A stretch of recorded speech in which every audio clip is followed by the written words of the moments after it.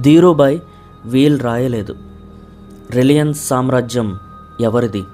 ముఖేష్దా లేదా చిన్న సోదరుడు అనిల్దా? ఇద్దరు సోదరులు, కానీ ఒక భారీ యుద్ధం మొదలైంది. మీడియాలో ఆరోపణలు, కోర్టు కేసులు, పబ్లిక్ ఫైట్స్ ఇవన్నీ జరిగాయి. అమ్మ కోకిలాబెన్ గుండెలు బద్దలయ్యాయి. ఎందుకంటే ఈ యుద్ధం ఆమె యాక్సెప్ట్ చేయలేకపోయింది. ముఖేష్ ఏం చెప్పారంటే, అనిల్కి టెలికాం పవర్ ఇస్తా. కానీ అనిల్ అన్నారు, ఇది న్యాయం కాదు.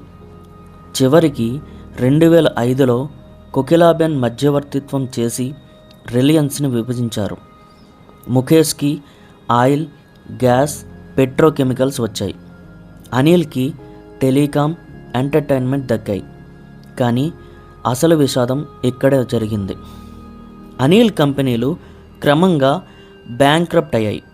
2019లో అనిల్ జైలు ఊచలు లెక్కపెట్టే స్థితికి కూడా చేరుకున్నారు.